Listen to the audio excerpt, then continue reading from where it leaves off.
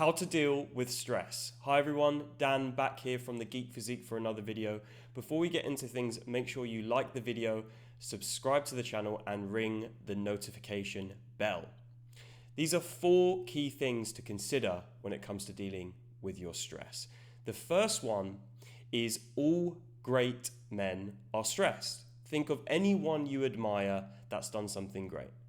They live a life of stress because as they pursue those meaningful goals and they really push the boat out, like they're on the edge of competence, they're right at the top, it's going to be stressful all the time. You know, if you admire sports people like footballers or fighters, their whole life is stress, right? So if you want to achieve anything meaningful, you will never get away from stress. But the key word there is meaning, right? You want to make that stress or the majority of the stress that you confront meaningful in some kind of way. Does it develop you mentally? Does it develop you physically? Does it achieve a higher goal, something that's greater than yourself, right? It may be that you do volunteer work, maybe that you work in a homeless shelter or a soup kitchen or something like that, which again, I imagine is quite stressful at times, but it's very fulfilling and the stress is worth it. That's the key thing here. Get away from the idea that stress is inherently a bad thing because, like I said, all great men live life of stress, but they do a lot of meaningful things which comes with the stress. So it's actually worth it. Which brings me on to my next point. Most of our stress we pick. Now, I'm not going to say this is all people and all of our stress. Some people are just dealt a bad hand, and I like to focus on the things we can control rather than the things we can't. And one of the things most of us spend our time doing is working, right? The majority of people work a job Monday to Friday. So in that instance, that's the thing they actually spend the most time doing. Logically, that makes sense, right? So they get to pick your job. You get to pick your job. I get to pick my job. We all get to pick what we spend our time doing. So we get to pick our stress. And this may trigger some people because they might say, you don't know what I've been through. You don't know what hand I've been dealt. You don't know what condition I have. You don't know what my family life was like. And I'm not actually including a lot of stuff in this bucket. Now, you may be in a situation where all of that stuff is holding you back from pursuing maybe a more meaningful career or pushing to get a promotion in your current job or whatever it is. But the biggest point I'm making here is the majority of people, what they spend most of their time doing is going to work. So if that's what you spend most of your time doing and we don't get forced into our jobs, right? At least where I'm based in the UK, we don't. Then you do pick your stress to some degree. And it's really important to take ownership of it because, like I said in the first point, stress is actually not always a negative thing as long as it's meaningful, as long as it's worth it, right? So the stress that comes with your family, which, okay, you probably don't get to pick that stress because we don't get to pick our family, but it's worth it because you care about those people.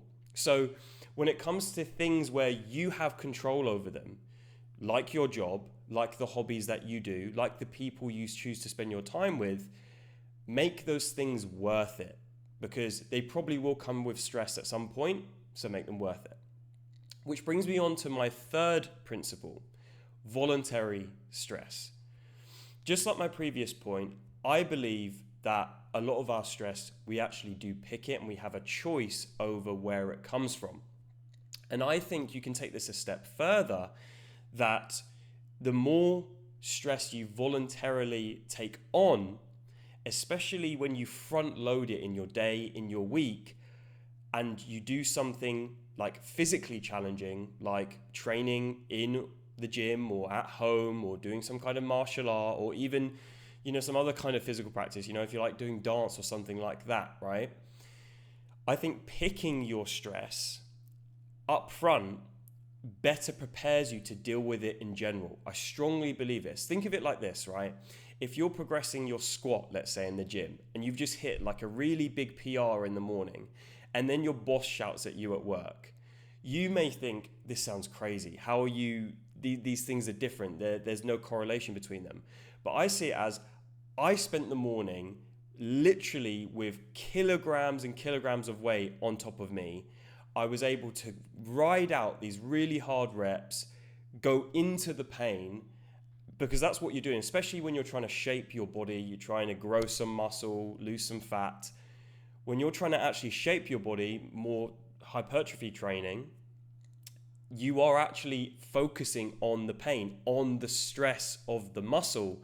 So the more and more you deal with that, I strongly believe that when other stressors come to you in your life, be it ones that you inadvertently pick, maybe through your job, or even stuff from your family, which you don't necessarily get to pick, I believe you are honestly better equipped to deal with those things because you're voluntarily confronting it. You're picking your poison. I'm sure you've heard that term before. You pick your poison, and I think it's just an analogy for the stress that you take on, essentially. So I advocate all of you watching this. It doesn't have to be lifting, but I do believe that everyone would benefit from some amount of lifting in their life, and even a little bit of cardio.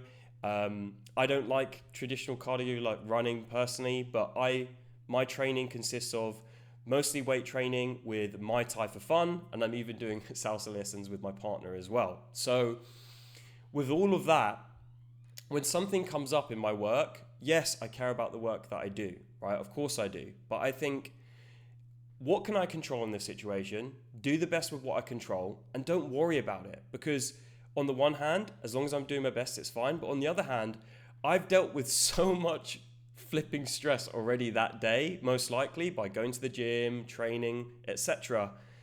I don't even have the capacity to build up anxiety and worry myself about it. I hope that makes sense. But the takeaway message from this is get a physical practice, okay? It will sharpen your stress tolerance and it will better equip you to deal with the other stresses in your life. Number 4, I strongly believe that life success results from stress tolerance, the level that you can take on. Going back to my first point, and basically all the points in this video, again, think of all the great men that you admire, be them sports people, or even if they don't have, they're not a popular sports person, or they don't have lots of money, even if they do lots of volunteer work, like I said in an example before, they're going to live a lot, they're going to have a very stressful life, right? They're going to be supporting people that are going through tough times, right? And that's not going to be easy, not for a second, right? Like, I have friends who are paramedics. I bet I know from them that their job is stressful every day, right? And I know that like in any job, the better you are at doing your job and dealing with that stress, the better you're going to perform in the job, the higher you're going to move up that hierarchy and essentially succeed. So kind of wrapping all of this up, once you get away from the fact that stress is only negative, then you also think about, well, actually, a lot of the things I do in my life, I actually get to pick what I spend my time doing, right? Once you take ownership of that and go, no, I do have control over the job I do, as obvious as it sounds, some people might even push back on that. And then you take on some kind of physical stress voluntarily outside of that job, you're setting yourself up to increase your stress tolerance, and I believe you're giving yourself the best chance of succeeding. And a side point to this to think about, I think Jordan Peterson says this. He says, in your 20s, and I'm coming to the end of my 20s, I'm 27 now, you should push yourself to see how hard you can work, because you're never going to be as sharp as you are at that time. And you're just coming to the point where you're taking on more responsibility. So maybe you're in a long-term relationship, maybe you're thinking about having kids, but you haven't just had them just yet, or you've just had them and maybe you've got little kids or something like that, but you haven't got your whole family, right? Or it's just coming up to that point, or you don't have a partner and you're pushing to really maximize your career before you then meet someone, again, if you want that more traditional picture. The point here is you're never going to be as sharp, most likely, and be able to take on as much work and stress as you can in your 20s. So he says, push to see what your limits are and then come back just a little bit. And that is my biggest piece of advice here is once you take on all these principles and really think about them and start carrying them out in your normal life, again, think on them, meditate on them, and think of all the things you want to succeed in life. And honestly, I see this all the time. People that are really close to me, they're like, yeah, I'd love to push for that promotion, but I just don't want to stress myself out too much. If you actually want to get to that promotion, sooner or later, you're going to have to take on the stress, right? It's a logical thing. You can't really deny that. It's not really an opinion. It's, well, sooner or later, you'll have to level up unless you want to stay where you are. And if you want to stay where you are, you want to live a life of no stress. Honestly, I don't think that's possible, genuinely. And I'll give you a really quick example. Again, people who are close to me, older family members that I have, they may be retired, they may not have that much going on in their lives. But the thing they talk about most when I catch up with them is the things that stresses them out, right? And one thing I've noticed is everybody will make a mountain out of a molehill because nobody lives in anybody else's shoes. And what I mean by that is you might say to me, Dan, but you don't really have real problems, do you? Because X, Y, Z. And I might say that about my older members of my family and so on. The point I'm making is they live a good life. They can eat. They have running water, right? They have heating. They have a nice place to live.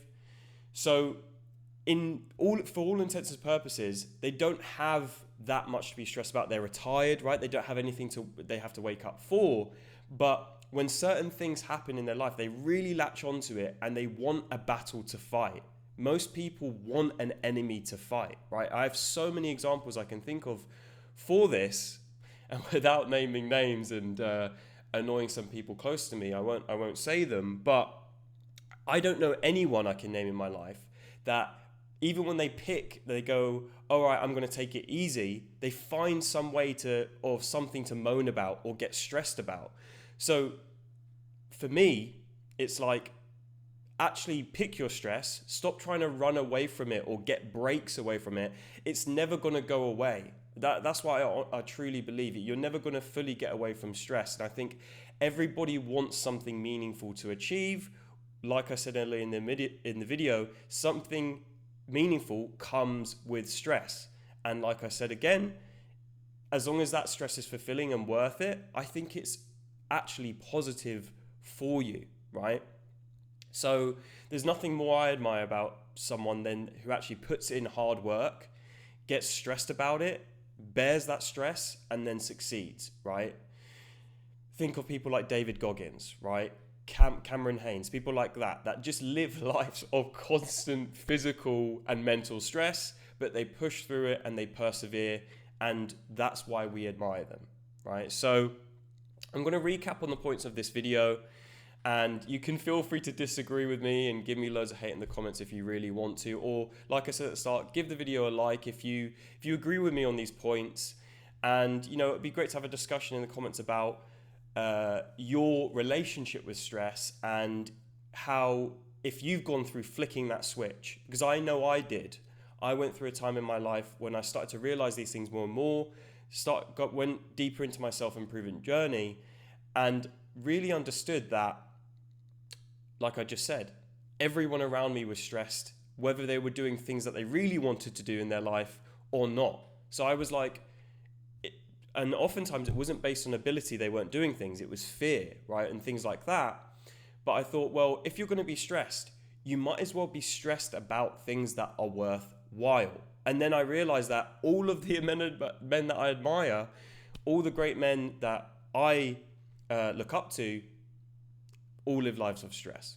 That's where all of this came from. So, number one, all great men are stressed, like I just said. Number two, most of the stress in our lives, for most of us, we pick. And I am talking about the things we have control over, not the things we don't. Number three, take on voluntary stress, especially physically, like going to the gym or training at home or going to a martial arts class.